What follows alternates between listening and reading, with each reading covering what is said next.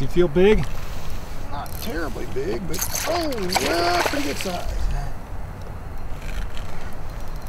You're pulling your drag some, man. Pretty good size.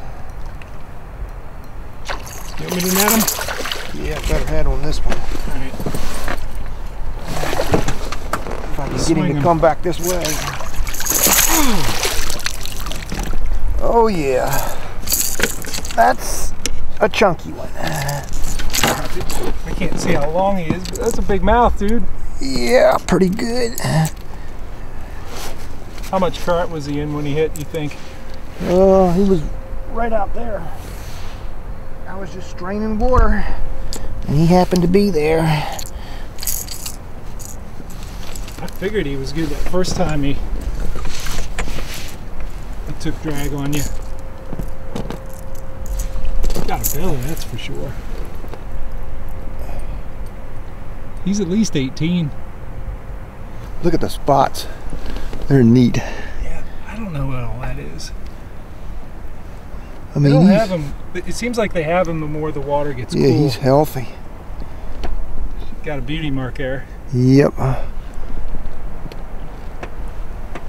He didn't fight as hard as I thought he would. Dude, he pulled drag like 3 times. Well, still. You put a little clip on there. Yeah, speed clip. It has a tendency to, I think it gives it more action. It's a loose connection to the split ring that's on the lure. Yeah. So it allows it to make movements that it probably wouldn't make if you tied directly to the split ring. Cool. And it lets you change over quick if you need to as well. I really like the taper ups on the upstream side of grass beds like this if there's no current on them. If you look immediately upstream, you got a bunch of brush and log jam and a bunch of stuff that deflects the current out away from the bank, and it protects it from current right upstream from that. What'll happen is right in the center there you'll have 3-4 feet of water, and it'll taper up to that grass bed pretty quickly. The roots will hold all that gravel in place, and there'll be the grass bed's going along, and then it'll scour down, and they'll sit right in that little notch on the upstream side, especially where it's current protected from something upstream. Same thing happens on the downstream side of these grass beds. You get to the end of it, and where those roots stop, it just scours down. You'll have a depression on the back side of it. Oh, he's decent. Right at the most downstream part of the eddy, that grass eddy.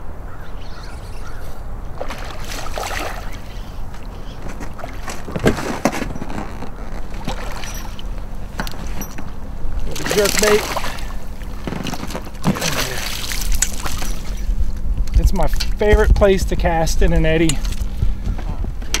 It's one that some people never cast to, is that last little bit of it where it pinches off.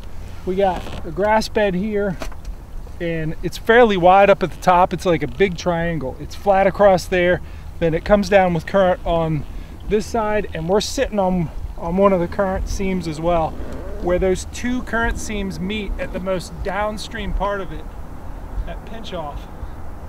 We're not far from it here. Oh, let me get you off of here, fish. That's where this one was. It's a little V, the most downstream part of any eddy. And again, real spastic, crazy, fast, twitchy, constantly moving presentation with the jerk bait. Right at the V, current comes down here and here, right where it pinches off. That's where they sit, and honestly, it's where most people pull in their boat, whether you're talking a jet boat, kayak, raft, cataract, canoe.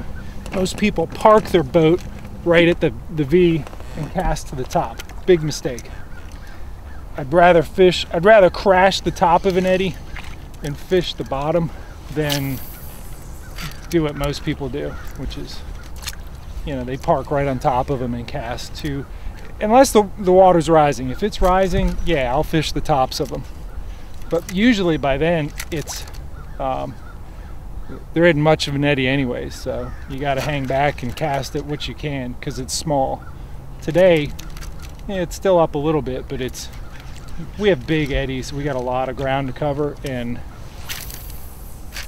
we can take those shots at the A spots, at the downstream pinch offs of these eddies.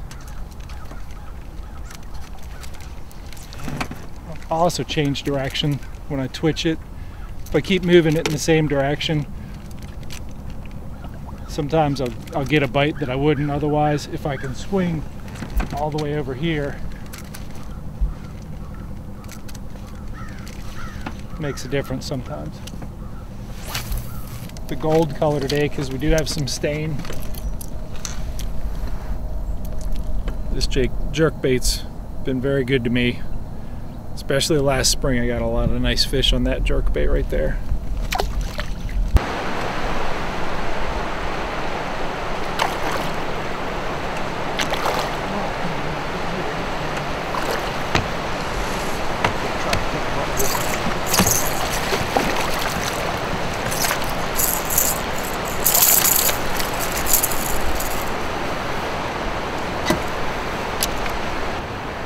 Rattle bait again.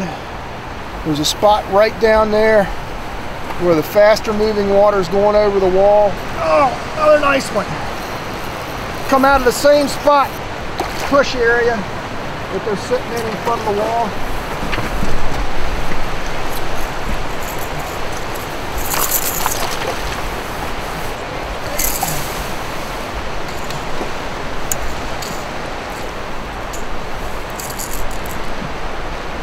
Rattle bait again, right in that spot where the slow and the faster water are trailing over the wall.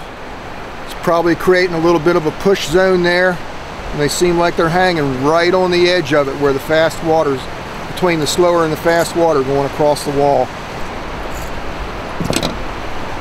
We're coming up on a spot right in here where we picked up a couple fish already. Got a wall right here, and it's creating push water in front of it. We got faster moving water here, slower moving water right in here, and it seems like right on these seams between the faster and the slower water, they've been sitting right in that push zone right above the wall waiting for baits, and we've been lucky enough to pick up several good fish out of that area before we drop down through it. We were supposed to have cloud cover all day. It's almost October, but August has reared her ugly head. Oh, there's one. On and off. The sun came out and it just became oppressively hot. I prepared the day for the forecast that we would have a high in the low 70s, but cloud cover and rain and maybe a little bit of wind, and it's not turned out that way at all. Get it, Roy! Get your bobber! Oh man, I don't know. It's getting away from us. Oh yeah, we got her. We got her. That's like a second or third one we've seen. That's about a 3-pounder. Yeah? Where do you tie your line? Little hole right there. Yeah? Comes up out the top, I believe. Okay. It's almost October. You find a little bit of everything floating around out there. This is what we plan for. This is what we do float trips to try and maximize these mountain gaps and these big, rocky, ledgy. Just a lovely place to be a smallmouth.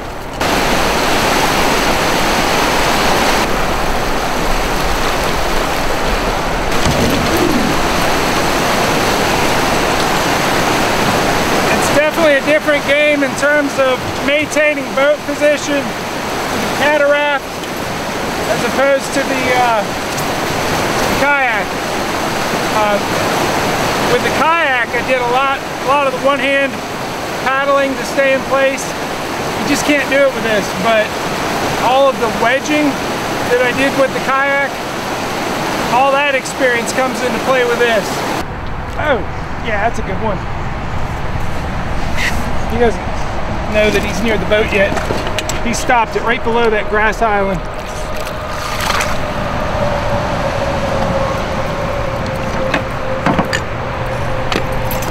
Oh.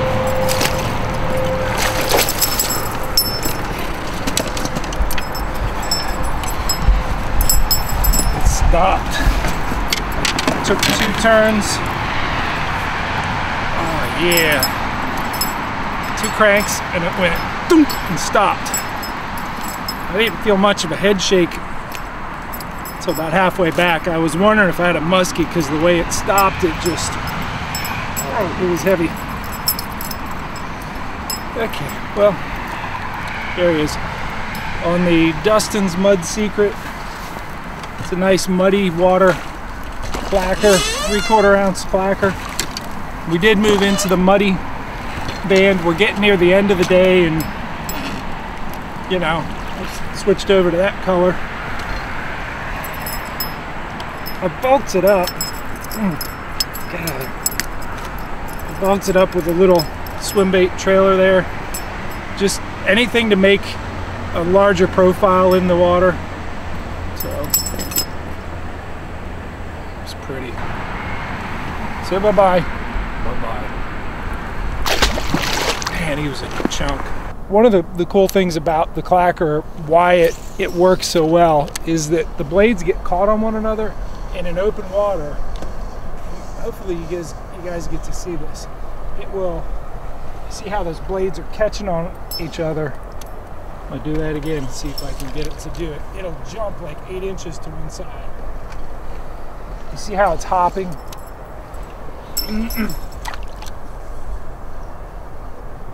Those blades there, just there, that right there. The whole thing jumps, you know, between 8 and 12 inches to one side. The whole thing will be going along and go wham and jump over. And if there's anything looking at it, when that happens, they're on it. They need to have it. They do not pass that up. I was here with Mike McCabe this time last year filming for the fall DVD, and we were walking through all this. This was all very much wadeable. Throwing buzz baits in clear water. A little different today. We're approaching our takeout. We had a good day of fishing. We didn't have any one single thing that was working better than another. Got a mess of 17 to 18 inch fish. Some on rattle traps, some on clackers. I got that one nice one on the, just swimming the mummichog on the 1/4 ounce dragon head. Sort of all over the place. We fished a variety of turbidities. Here on the bank it was muddy. On the opposite shore it was fairly muddy, and in the middle it was clear, and we could fish more of those, you know, smaller profile baits like the mummichog. So Roy got into a mess of fish in one spot. Real nice presentation to push water. We were at a man-made little ledge pile of rocks for a ferry boat that backed up a bunch of water, and he just put a whooping on a bunch of fish in that push water right above the wall there. We moved across, and he had a real specific spot, you know, where it was, if it was 5 feet to the left, it wasn't happening. 5 feet to the right, it wasn't happening. It had to be right there. So he keyed on that and caught some nice ones. So good day of fishing. All products featured in this video are available at confidencebaits.net. Confidence Baits, when nothing else works.